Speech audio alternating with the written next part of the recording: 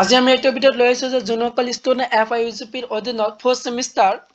Political science মাইনৰলৈ পঢ়ি আছে তো মেজৰ লোৱা ছাত্ৰ ছাত্ৰীসকলৰ যিহেতু পলিটিকেল চায়েন্স মাইনৰ পেপাৰৰ অহা 18 তাৰিখত ফাইনেল এক্সাম আছে তো 18 তাৰিখৰ এক্সামছৰ কাৰণে মাইনৰ যিটো পলিটিকেল চায়েন্স ছাবজেক্ট আছে সেইখন বিষয়ৰ মষ্ট কমন ইম্পৰ্টেণ্ট প্ৰশ্নটো লৈ আহিছোঁ 5 আৰু 10 মাৰ্কছৰ তো তোমালোকৰ যিটো BA fourth semester FIUGP subject political science minor যেটো subject আছে এটো নামটো কি political theory concept and debates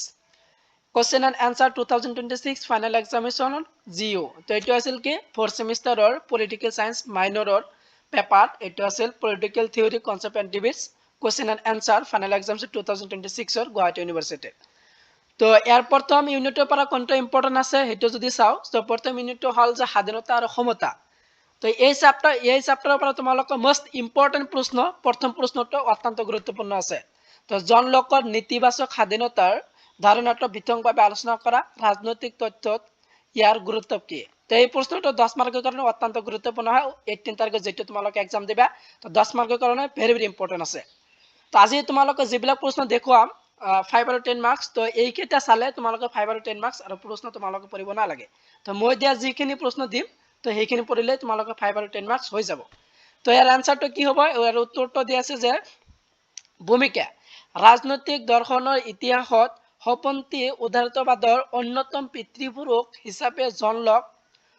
জন লকক গণ্য কৰা হয় তেওঁ স্বাধীনতা ধাৰণাটোক মূলতঃ নীতিবাচক স্বাধীনতা বুলি কোৱা হয় নীতিবাচক স্বাধীনতাৰ মূল অৰ্থ হ'ল ব্যক্তিয়ে নিজৰ ইচ্ছা অনুসৰি কাম কৰাৰ ক্ষেত্ৰত কোনো ধৰণৰ বাহ্যিক বাধা নিষেধ বল প্ৰয়োগ বা ৰাষ্ট্ৰৰ হস্তক্ষেপ নথকাৰ অৱস্থা তাৰপিছত 2 নম্বৰ পইণ্ট হ'ল যে জন লকৰ নীতিবাচক স্বাধীনতাৰ মূল দিশসমূহ তো প্ৰাকৃতিক অধিকাৰসমূহ সুৰক্ষা লকৰ মতে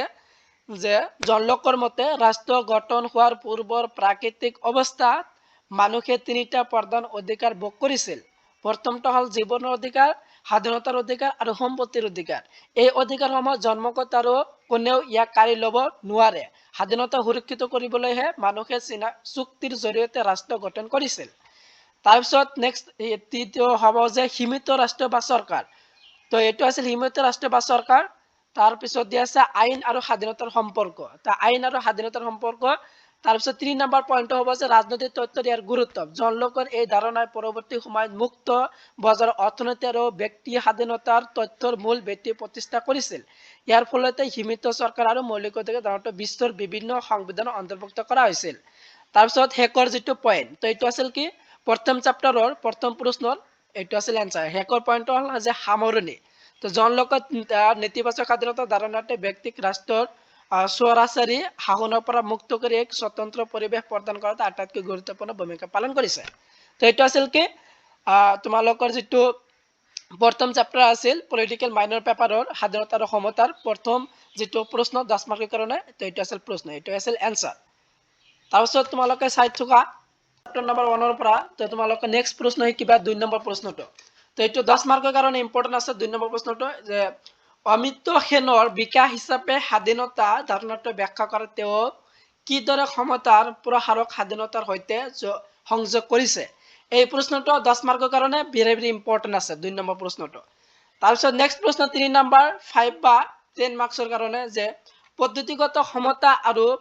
বস্তুনিষ্ঠ বা সাৰ্বন্তপূৰ্ণ ক্ষমতাৰ মাজৰ পাৰ্থক্যসমূহ উদাহৰণসমূহ আলোচনা কৰা তো 3 নম্বৰ প্ৰশ্নটো তোমালোকৰ 5 বা 10 মাৰ্কৰ কাৰণে আহিব পাৰে তো তোমালোকৰ 5 বা 10 মাৰ্কছৰ কাৰণে প্ৰশ্ন 3 নম্বৰটো কিবা তাৰপিছত প্ৰথম চ্যাপ্টাৰৰ পৰা হেকৰ প্ৰশ্ন 4 নম্বৰ যে এইটো 10 বা 5 মাৰ্কছৰ কাৰণে আহিব পাৰে যে ক্ষমতাবাদ কি ইয়াৰ পটভূমি আৰু সমাজত থকা পাৰ্থক্যমূলক আচৰণ প্ৰয়োজনীয়তা ব্যাখ্যা কৰা তো এইটো আছে 4 নম্বৰ প্ৰশ্ন তো তোমালোকৰ এই চ্যাপ্টাৰ 1 ৰ স্বাধীনতা আৰু সমতাৰ পৰা এই 4টা প্ৰশ্ন দিয়া হৈছে তো এই 4টা শিকিবা ইয়াৰ পৰা তোমালোকৰ প্ৰশ্ন কমন পাবা 5 আৰু 10 মাৰ্কছত তো তোমালোকে এই 4টা শিকিবা নেক্সট ইউনিট নাম্বাৰ 2 তো নেক্সট চ্যাপ্টাৰ ন্যায় যেটো জাস্টিস তো প্ৰশ্ন নাম্বাৰ 5 হ'ব তো নেক্সট প্ৰশ্ন নাম্বাৰ 5 10 মাৰ্কৰ কাৰণে যে দ্বিতীয় নম্বৰ ইউনিটৰ পৰা এইটো শিকিবা যে জন ৰাউলছৰ বিতৰণমূলক ন্যায় তত্ত্বটোৰ সমালোচনাৰে সৈতে আলোচনা কৰা নেক্সট প্ৰশ্ন নাম্বাৰ 6 নম্বৰ যে 5 বা 10 মাৰ্কছৰ কাৰণে যে জন ৰাউলছৰ ন্যায় তত্ত্বৰ প্ৰসংগিত প্ৰাথমিক অৱস্থা আৰু অজ্ঞতাৰ আৰ কাপোৰৰ ধাৰণাটো দুটা বুজাই লিখা। তো তোমালোকৰ 5 আৰু 6 নম্বৰ প্ৰশ্নটো 2 নম্বৰ ইউনিটৰ পৰা ইম্পৰ্টেন্ট আছে 10 মাৰ্কৰ কাৰণে 5 নম্বৰটো ইম্পৰ্টেন্ট আৰু 6 নম্বৰ যেটো দি আছে এটো 5 মাৰ্কৰ বা 10 মাৰ্কৰ আহিব পাৰে। নেক্সট প্ৰশ্ন তোমালোকৰ 7 নম্বৰটো দি আছে যে FA হাইকোৰ্ট ন্যায়ৰ স্বাধীনতাবাদী তথ্যৰ চমুক আলোচনা কৰা আৰু তোমালোকৰ 4 নম্বৰটো দিয়া হৈছে যে 8 নম্বৰ প্ৰশ্ন 8 নম্বৰ হ'ব এটো 8 নম্বৰ প্ৰশ্ন তোমালোকৰ 5 বা 10 মাৰ্কছৰ কাৰণে গোলকীয় ন্যায় বুলিলে কি বুজা বৰ্তমান বিশ্বত গোলকীয় ন্যায় প্ৰতিষ্ঠাৰ প্ৰত্যাহ্বানসমূহ কি কি তো তোমালোকৰ দ্বিতীয় নম্বৰ ইউনিটৰ পৰা 4টা প্ৰশ্ন দিয়া হৈছে এই 4টা শিকিবা এই 4টা দ্বিতীয় নম্বৰ ইউনিটৰ পৰা তোমালোকে ইয়াৰ পৰা কমন পাবা তো ইয়াৰ আনসাৰ বিলাক তোমালোকে চাই লবা যেটো আনসাৰ বিলাক তোমালোকে দি দিছো PDF হিচাপত তোমালোকে ডেসক্ৰিপচনৰ লিংক দিয়া আছে তো তোমালোকে তাৰ পৰা চাই লবা এই দ্বিতীয় নম্বৰ ইউনিটৰ পৰা তো এই 4টা আছিল ইম্পৰ্টেন্ট নেক্সট ইউনিট নম্বৰ 3 যে অধিকাৰ আৰু বাধ্যবাধকতা তো 3 নম্বৰ ইউনিটৰ পৰা কোনখিনি ইম্পৰ্টেন্ট আছে এটো চোৱা তো নেক্সট প্রশ্ন নাম্বার 9 হব তো কোশ্চেন নাম্বার 9 যে 5 বা 10 মার্কের কারণে 5 বা 10 মার্কসের কারণে যে অধিকার সার্বজনীনতা আর পৃথকীকৃত বা পার্থক্যমূলক অধিকারের ধারণার দুটার মাঝে পার্থক্য লিখা এটো 3 নাম্বার ইউনিটের পৰা ইম্পর্টেন্ট আছে নেক্সট প্রশ্ন 10 নম্বর তো এটো 10 নম্বর প্রশ্ন তোমালোক 10 মার্কের কারণে ইম্পর্টেন্ট আছে যে অধিকার বাধ্যবাধকতা আর নাগরিক অবাধ্যতার মাজৰ আন্তঃ সম্পৰ্ক আলোচনা কৰা তাৰপিছত প্ৰশ্ন নম্বৰ 11 যে 10 মাৰ্কৰ কাৰণে ৰাজনৈতিক বাধ্যকতাৰ তথ্যসমূহ আলোচনা কৰা বিশেষকৈ ৰক্ষণশীল তথ্য আৰু সন্মিত তথ্য তাৰপিছত তোমালোকৰ নেক্সট প্ৰশ্ন নম্বৰ 12 নম্বৰ প্ৰশ্ন তোমালোকৰ 5 বা 10 মাৰ্কছৰ কাৰণে এটি ইম্পৰ্টেন্ট আছে নৈৰাজ্যবাদ কি নৈৰাজ্যবাদ সকলে কিয় ৰাজনৈতিক বাধ্যবাধকতা আৰু ৰাষ্ট্ৰৰ ক্ষমতাক নাকচ কৰে তো তোমালোকৰ 3 নম্বৰ ইউনিটৰ পৰা 4টা প্ৰশ্ন দিয়া হৈছে তো 10 মাৰ্কৰ দুটা আৰু 5 মাৰ্কছৰ দুটা তো এই 4টা তোমালোক শিকিবা 4টা শিকিলে তোমালোকৰ যি 3 নম্বৰ ইউনিট আছে এই 3 নম্বৰ ইউনিটৰ পৰা ইয়াৰ পৰা কমন আহিব তো তোমালোক আজি যিবিলাক প্ৰশ্ন দিয়া আছো তো এইবিলাকৰ বাহিৰত তোমালোকৰ প্ৰশ্ন নাহে তো এইখিনি তোমালোকে ভালদৰে পঢ়ি চাবা তো তোমালোকৰ যেটো ফাইনাল এক্সামিনেশনত 18 তাৰিখত যেটো এক্সাম দিবা 5 আৰু 10 মাৰ্কছৰ যি প্ৰশ্ন আহিব ইয়াৰ পৰা ডাইৰেক্টলি তোমালোকে কমন পাবা তোমালোকে যিবিলাক প্ৰশ্ন দিয়া আছো তো এইখিনি তোমালোকে পঢ়ি গলে 5 আৰু 10 মাৰ্কছ হৈ যাব তাৰপিছত তোমালোকৰ নেক্সট চেপ্টাৰ 4 নম্বৰ ইউনিট যেটো নেক্সট চেপ্টাৰ আছে আৰু এটা চেপ্টাৰ তোমালোকৰ গোট নম্বৰ 4 চেপ্টাৰ নম্বৰ 4 প্ৰধান আলোচনা তো এটো আছিল 4 নম্বৰ ইউনিটৰ নাম যে প্ৰধান আলোচনাৰ ভিতৰত 4 নম্বৰ ইউনিটৰ ভিতৰত তোমালোকৰ অতি ইম্পৰ্টেন্ট আছে কোশ্চেন নম্বৰ 13 যে 10 মাৰ্কৰ কাৰণে এটো শিকিবা যে গোলকীকৰণৰ যুগত জাতি ৰাষ্ট্ৰ ক্ষেত্ৰত কেনে ধৰণৰ পৰিৱৰ্তন ঘটিছে বিশ্বায়নৰ অধীনত ৰাষ্ট্ৰৰ সাৰ্বভৌমত্ব দুৰ্বল হৈছে নেকি আলোচনা কৰা তাৰপিছত 14 নম্বৰ প্ৰশ্ন 10 মাৰ্কৰ কাৰণে যে বহুসাংস্কৃতিবাদ কি এক বহুসাংস্কৃতিক বা বৈচিত্ৰ্যপূৰ্ণ সমাজত বৈচিত্ৰতাৰ মাজত কিনেদৰে সমন্বয় সাধন কৰিব পাৰি তো তোমালোকৰ 13 আৰু 14 10 মাৰ্কৰ কাৰণে ইম্পৰ্টেন্ট আছে 4 নম্বৰ ইউনিটৰ পৰা তাৰপিছত নেক্সট প্ৰশ্ন 15 যে এটো 5 বা 10 মাৰ্কছৰ কাৰণে আহিব পাৰে তোমালোকৰ ফাইনাল এক্সামিনেশনত যে মানৱ অধিকাৰ হিচাপে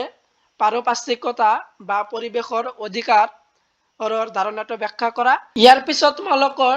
4 নম্বৰ ইউনিটৰ যেটো আজিৰ ভিতৰত হেকৰ প্ৰশ্ন যে 16 নম্বৰ প্ৰশ্ন হ'ব সমটকা লিখা তো তোমালোকৰ সমটকা আহিব পাৰে তো সমটকাৰ কাৰণে তোমালোকে দুটা ইম্পৰ্টেন্ট দিছো যে গোলকীকৰণ আৰু সাৰ্বভৌমত্ব আৰু 2 নম্বৰটো হল খ নম্বৰ আমি কেনেদৰে জলবায়ু পৰিৱৰ্তন মোকাবিলা কৰিম এই দুটা তোমালোকে 4 নম্বৰ ইউনিটৰ সমটকা হিচাপে এটো শিকিবা এটো দুটা আছে মোস্ট ইম্পৰ্টেন্ট 5 মাৰ্কছৰ কাৰণে যদি ইয়াৰ আনসাৰ বিলাক চাও আনসাৰটো কি হ'ব উত্তৰটো গোলকীকৰণ আৰু সাৰ্বভৌমত্ব প্ৰথম পইণ্ট হল যে গোলকীকৰণৰ ফলত পৰম্পৰাগত জাতি ৰাষ্ট্ৰৰ সাৰ্বভৌমত্ব ধাৰণাটো বহুখিনি হলনি হৈছে 2 নম্বৰ এটো আছিল পইণ্ট 3 নম্বৰটো আছে ইন্টাৰনেট আৰু প্ৰযুক্তিৰ বাবে তথ্যৰ মুক্ত প্ৰবাহ হৈছে যাৰ ওপৰত চৰকাৰ নিয়ন্ত্ৰণ হ্ৰাস পাইছে গতিকে গোলকীকৰণে ৰাষ্ট্ৰৰ সাৰ্বভৌমত্ব সম্পূৰ্ণ শেষ কৰা নাই যদিও ইয়াক অধিক সীমিত আৰু অন্তৰ্নিৰ্ভৰশীল কৰি তুলিছে এটো আছিল কি প্ৰথম যেটো সমটকা আছিল গোলকীকৰণ আৰু সাৰ্বভৌমত্ব তাৰপিছত দ্বিতীয় নম্বৰ সমটকা তো দ্বিতীয় নম্বৰটো আমি কেনেদৰে জলবায়ু পৰিৱৰ্তন মোকাবিলা কৰিম এটো মোস্ট ইম্পৰ্টেন্ট আছে যে ইয়াৰ আনসাৰটো কি হ'ব ইয়াৰ আনসাৰটো যদি চাও যে জলবায়ু পৰিৱৰ্তন বৰ্তমান বিশ্বৰ আটাইতকৈ ডাঙৰ সংকট ইয়াৰ মোকাবিলা কৰিবলৈ আমি তলে পদক্ষেপ লব লাগিব প্ৰথম যেটো অপচন দিয়া আছে পইণ্ট দিয়া আছে তোমালোকৰ অনাপৰম্পৰাগত শক্তিৰ ব্যৱহাৰ কয়লা বা পেট্ৰলিয়ামৰ ব্যৱহাৰ কমাই সৌৰ শক্তি বায়ু শক্তি আদি হিউজ শক্তিৰ ব্যৱহাৰ বৃদ্ধি কৰিব লাগিব। তাৰপিছত দ্বিতীয় নম্বৰ অপশ্যনটো আছে যে বৰীকৰণ, তো ব্যাপক হাৰত গছ গছনি ৰোপণ কৰিব লাগিব আৰু বনাঞ্চল ধ্বংসৰ কাৰ্য বন্ধ কৰিব লাগিব। আৰু যেটো 3 নম্বৰটো আন্তঃৰাষ্ট্ৰীয় চুক্তিৰ পালন, পেৰিছ জলবায়ু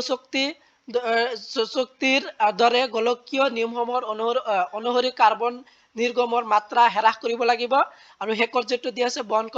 বহনক্ষম উন্নয়ন, প্ৰাকৃতিক সম্পদসমূহক এনেদৰে ব্যৱহাৰ কৰিব লাগে যাতে ভৱিষ্যতৰ প্ৰজন্মৰ বাবেও ই সুৰক্ষিত থাকে। তো এইটো আছিল কি চমু টকাৰ যেটো আমি কেনেদৰে জলবায়ু পৰিৱৰ্তনৰ মোকাবিলা কৰিম। তো এইটো আছিল তোমালোকৰ 4 নম্বৰ ইউনিটৰ শেষৰ যেটো দুটা চমু টকা। তো এই চমু টকাৰ এনসাৰ বিলাক আছে। তো এইটো আছিল তোমালোকৰ 4th সেমিষ্টাৰৰ যোনসকল ষ্টুডেন্ট মেজৰ লোৱা ছাত্ৰ ছাত্ৰীৰ যেটো মাইনৰ পলিটিকেল সায়েন্স সাবজেক্ট লৈছে, তো পলিটিকেল সায়েন্স সাবজেক্টৰ মাইনৰ পেপাৰ যেটো অহা 18 তাৰিখত তোমালোকৰ ফাইনেল এক্সাম আছে। তো 18 তাৰিখ এক্সামিনেশ্যনৰ কাৰণে মোষ্ট ইম্পৰ্টেণ্ট। আজি যি তোমালোকৰ কোৱেশ্চন বিলাক দিলো সেই কোৱেশ্চন বিলাক তোমালোকে পঢ়ি যাবা। তোমালোকৰ 5 আৰু 10 মাৰ্কছ ইয়াৰ পৰা ডাইৰেক্টলি কমন পাবা। 5 আৰু 10 মাৰ্কছৰ কাৰণে তোমালোকৰ একো পঢ়িব নালাগে, এইখিনি পঢ়িলে তোমালোকৰ 18 তাৰিখত ইয়াৰ পৰা ডাইৰেক্টলি কমন পাবা।